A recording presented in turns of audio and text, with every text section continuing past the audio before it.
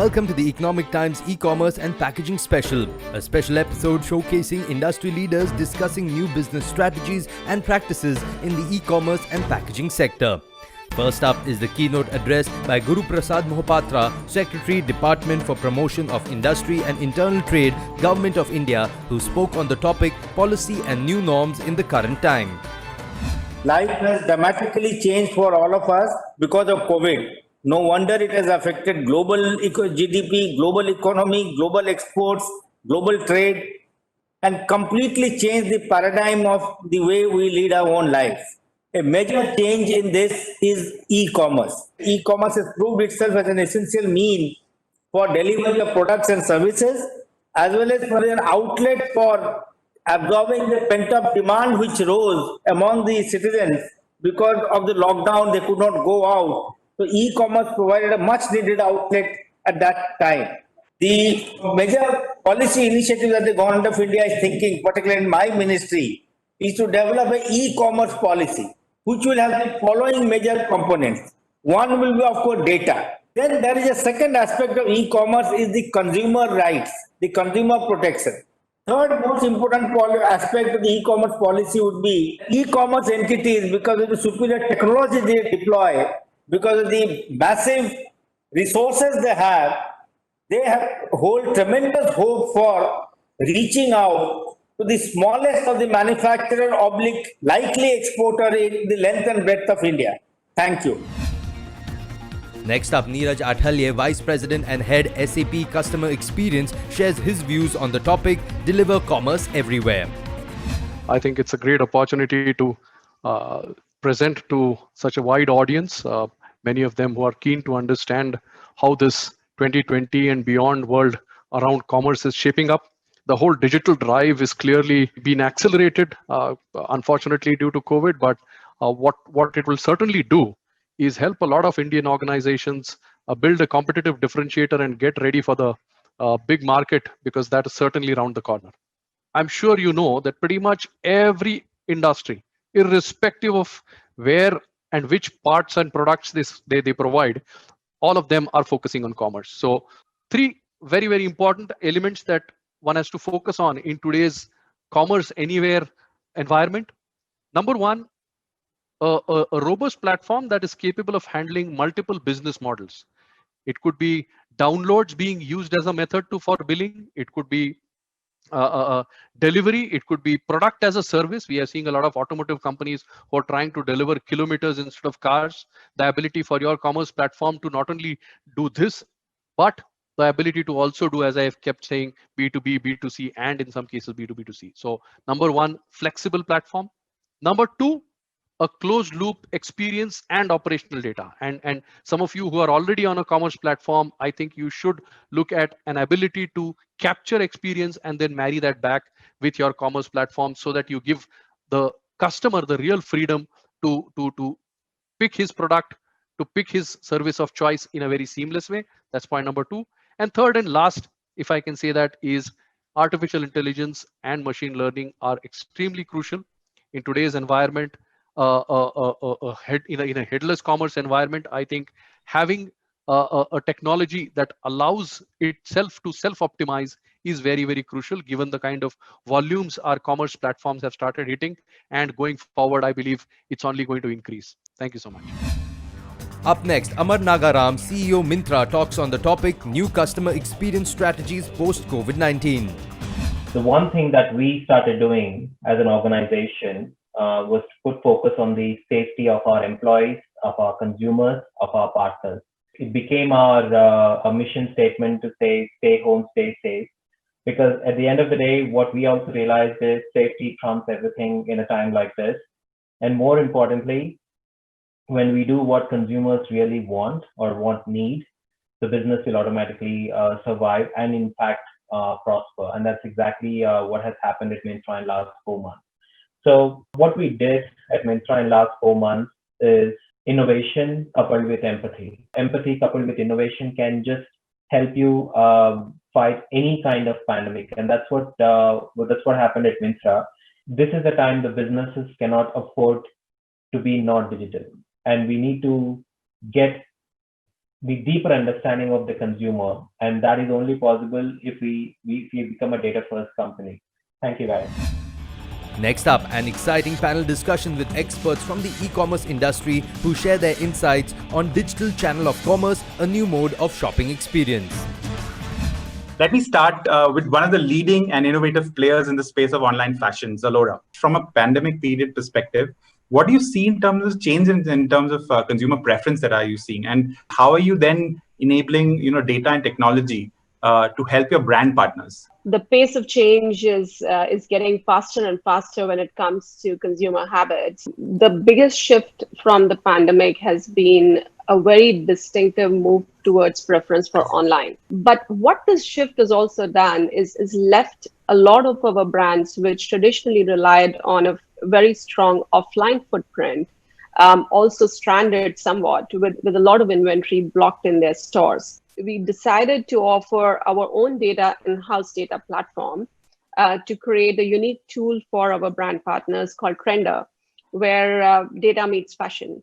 And what this tool does is actually gives them trends towards what people are buying pre and post COVID. The other thing we've done is actually started to offer a combination of our technology and our entire fulfillment infrastructure to be able to give them single stock solution. Kavita, some of these core needs which are offline today, right, in terms of touch and feel and variety and the like, how are you solving for that online? Technology is playing a very important role in terms of addressing evolving consumer behavior. People are looking for touch and feel. And then the question is for us has also been, how do we better engage with our consumers? Maybe it is changes on the front end, better commercial merchandising that is making things more easy for consumers to look at and make choices around. But what is also important, it is not just about a listing of products. It is about offering a solution. As a retailer, we are always working with a lot of data, right? It starts with our POS data, which is like very, very rich. And, what is happening in terms of customer behavior, how often are people coming, what are they buying, what kind of needs do they have, what can we anticipate in terms of the future needs that they are likely to have, and what kind of marketing campaigns, trigger-based or otherwise, that we can actually work with.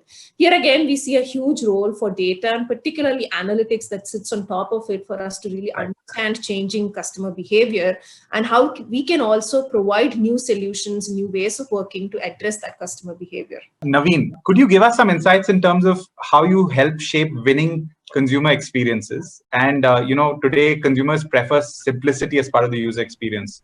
So how are you enabling that? I do believe, obviously post-lockdown and, at a time where we are, the mad D2C rush is something that a lot of brands, even regional players, retailers, that is really the heart of India e-commerce, have tried to figure out how to quickly really repurpose inventory or stock, because a lot of them have good hubs of customers that are loyal within a particular geography. So I'll actually go to that area because getting the inventory and the digital catalog repurposed within these 2-3 months has been one of the key, driving forces or challenges. Health tech has some serious opportunities out there, right? If you think of the consumer lifetime value.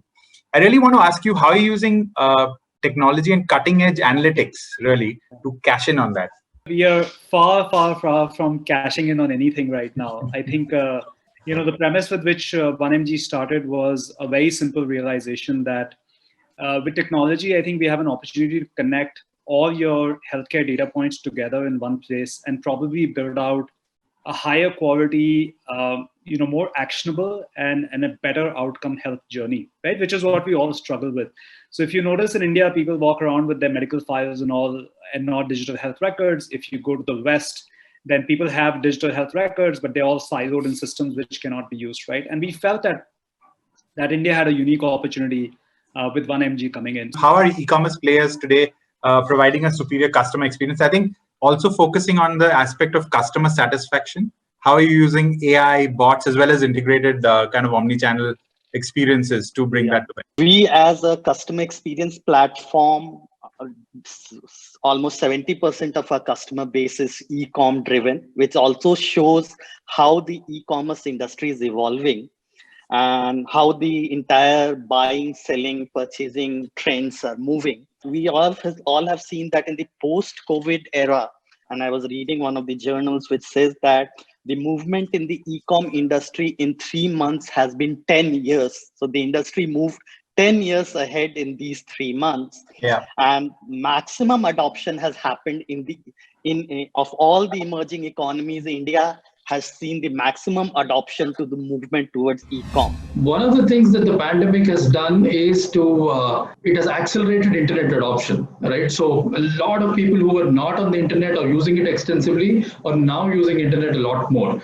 So that is a good side of what has happened. The other thing that has happened is a lot of physical brands have also started expanding their presence online, because now a user is not just offline, I mean, in the physical space, but now they're going to the internet, searching for them and trying to purchase from there. So a lot of shift has happened. There is only two things that the consumer wants, right? The consumer wants a lot of variety, and the consumer wants convenience of purchasing and using it, right?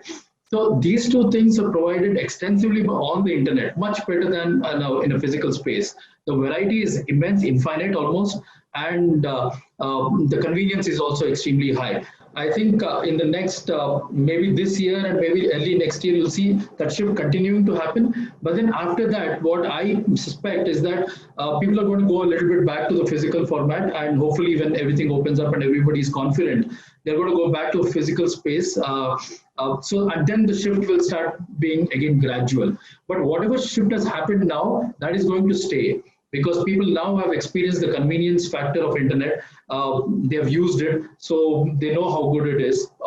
So I think that's going to stay. One of the things that we have accelerated in our launch plans is the immunity plan. So we always had the immunity product line as one of the product lines to be launched, but it was 1 year down the line. But because of COVID, we just accelerated that now, and we've launched immunity product lines for both Skincraft and Vedix.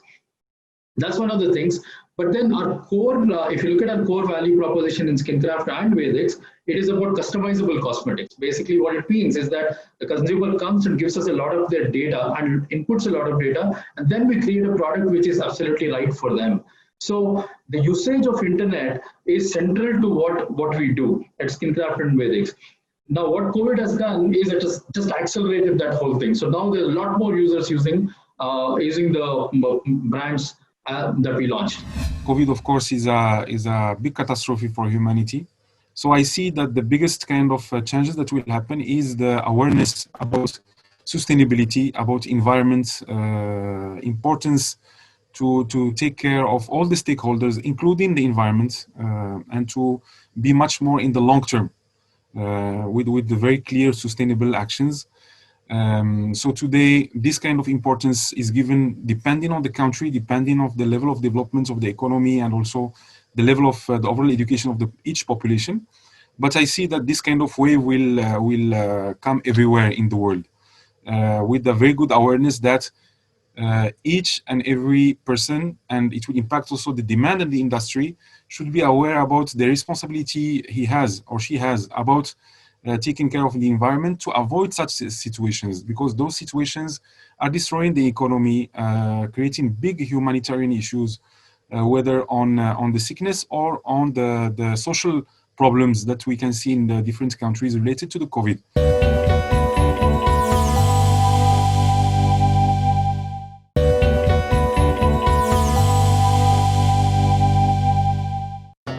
Welcome back. Up next, a keynote address on packaging megatrends, winning with new models in packaging 2030 by Chakravarti AVPS, Global Ambassador, World Packaging Organization. People are finding more balance in their lives by spending quality time with their families at home or in a restaurant. Well, unfortunately, there is a downside to good life as well. But man, if you're hungry, you must eat. And since computers have become so much fun, we teach our kids to use them as early as possible. Our environment is changing as well.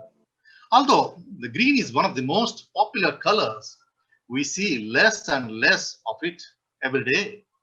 With a never-ending hunger to move, we got used to boosting up our productions, not really realizing that by doing that, we often get very less. We produce and consume so much together that waste has become an important problem for us, for the next generations. So I'm not surprised this will soon become a very reality. Already a lot of companies like Novartis, for example, are taking help of drones to send medicines to remote places. Can you imagine what packaging can do to the mankind? And if you do all that, you will change the world with respect to our plant, with respect to our people, of course, with respect to our planet. Well, be proud to be a part of this great packaging community. Keep having perseverance, always. And if you're doing the same, you're changing the world with us, my dear friends. This is a very, very dramatic year which has pressed a lot of reset buttons. So it's a similar thing has happened in our industry as well.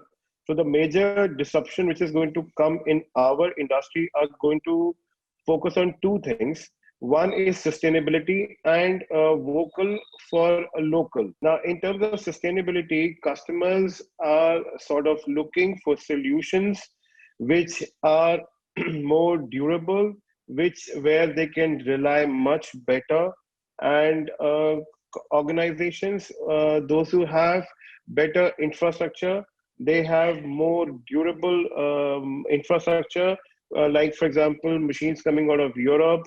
So customer is getting more and more aware because this pandemic has changed the dynamics in such a way that customer himself is now very curious that what sort of technology you have, where it is coming from, whether it can be maintained locally or not. So customers have started asking such questions now. So this is a very, very peculiar turning point in our industry. My second point is vocal for local. Now, earlier, there was a huge dependency on Chinese machines, and manufacturers were largely dependent on them. But now there's a shift which is coming in. People are depending on European manufacturers, those who have their bases within the country, so that they can get the engineers very easily, they can get the service support very easily. So a lot of large corporates, those who are the best in the world, will be forced to put some sort of a service setup or some sort of a setup here in India. Now that further is going to improve the overall packaging ecosystem in the economy. Up next, a thought-provoking panel discussion by packaging industry leaders on the topic Changing the Landscape of Packaging Towards Digital, Looking Back and Forward.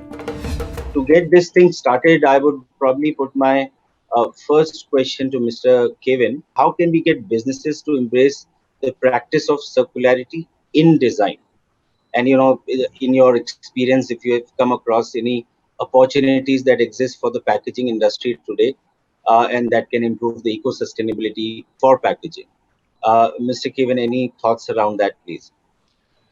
Yeah, the most important thing is to get your financial section in your companies to embrace the idea of circularity. Unfortunately, circularity is not very popular with shareholders because shareholders like to have return on investment very quickly. And circularity is actually a much longer game. However, if we take Paul Polman, who is the former chairman of Unilever, if you take his advice, it is if you want a sustainable business, you need to think about a business that's going to be in business in 35 years, in which case, what should you put in place to ensure that business stays in business? That means long-term thought about how you invest your money, long-term thought about how you structure your business. And if you see materials as an asset, you start to realize that you're giving a lot of your assets away. So if we take packaging, which is our particular topic today, if we invest in plastic or aluminium or cardboard, that asset then gets given to the customer, who then squanders it and leaves it in places that we never see again. But if you actually think of it as an asset that you wish to have back, you start to invest in your own waste stream. And if you start to invest in your own waste stream, you start to have value, and your business now thinks about how you can be a player in the waste recovery arena. My next question is for Mr. Madhav. What is the role of IIP in export packaging, and any recent contribution that Mr. Madhav would like to share from the side of IIP? Over to you, Mr. Madhav. Yeah, thank you, sir. Actually, IIP is having the centers not only in Mumbai. We have centers in Delhi, Chennai, Kolkata, Hyderabad, Ahmedabad. So these are the centers. All are having equal facility, and we are doing work towards not only innovations but also testing facilities, testing laboratories for the packaging materials and packages. We have also facilities for training and education for the industries people as well as the test graduate people. So our contribution towards exports is two ways. One is the innovative packaging work and testing, and this is one, and another is that to give training. Why I'm saying there is a reason behind this is our country is very large, and 80% of the industries are the MSME sector, and these sectors, they need a lot of packaging information and training. Many of them are also exporting. So we get a lot of testing of the packaging materials for the exports, especially for the dangerous goods and chemicals. And these are tested as per the UN, and we issue UN certificate for the exports. And larger exports nowadays during COVID-19 is towards chemical. I now move to Mr. Sengutavan. First of all, Mr. Sengutavan, congratulations on winning the Dow Packaging Innovation Award for ITC and for the technology which we could read about, breathable wheat flour packed with air release control. Seems rather technical to all of us, but again very interesting. So can you please share some insights around this, from your side? Over to you, Mr. Sengutavan. So all of us are aware, wheat flour, that is what we call atta, is one of the widely consumed staple food in India. It is packaged in flexibles packaging, which is the most economical packaging material available, and is sold in packs of 5 kgs and 10 kgs formats, apart from smaller packs like 500 grams, 1 kg and 2 kgs. There were two specific issues on the supply chain with respect to atta delivery. One is transit damage and handling damage in the supply chain, and also fast ingress into the product. These were the two major problems that we need to address. Just to get back, while packing atta in the bulk packs, there's always air entrapped into the packaging, into the pack while sealing. To remove the air, what people do is they create manually a hole using safety pins or needles, as it may be, across the packaging lines to remove the air. What happens is, if the air is fully removed, there is no problem. Since it is a manual operation, it led to a lot of inconsistency in creating this supply chain issues. Next, we have an enlivening keynote presentation by Vinay Bhardwaj, Vice President Flexible Packaging and Tobacco, Sigwork India, who shares his insights on safe and sustainable packaging inks, choice for a better future. Packaging is an integral part of everyone's life, and one of the very important component of packaging is printing inks, and that's where we come into the picture. So what are the key reasons why do we need this consumer packaging product safety? So there are the three key guiding principles around which we are talking about. So the regulations, the migration risk, and the issues which go public. So consumer awareness is increasing, and hence there are concerns raised globally to which regulators are turning the safety norms. But this is a process which will continue forever, and as a responsible stakeholder for packaging supply chain, we need to keep ourselves updated. In India, itself, packaging safety was taken to another level with new regulation from FSSAI, and this year BIS has upgraded a standard on packaging inks by putting a ban on the use of the toluene as a solvent. Next up is Pankaj Bharadwaj, Vice President and General Manager, India and SAARC, Label and Graphic Materials, a very denizen who speaks his mind on evolving consumer expectations from labels and packaging. We are a US Fortune 500 organization. We fundamentally take pride in being a material science and a manufacturing company. Our core resides in self-adhesive products manufacturing, and we are also world's largest radio frequency and identity device manufacturers. Spread across 50 countries, we are $7 million and employ around 30,000 employees worldwide. I'm being asked to talk about evolving consumer expectations. And that reminds me fundamentally, somebody said that Indian consumer walk is quite akin to a drunkard man's walk. It goes a step forward, 2 steps backwards, few steps downwards, but it's for sure that the Indian consumer is going to reach home at the end of the day. And I think the situation of COVID-19 has further kind of reconfirmed this piece. The consumer is going quite a few sideways, but we are sure that we are going to reach home pretty soon and pretty well, given the fundamental advantage that we as Indian economy do have.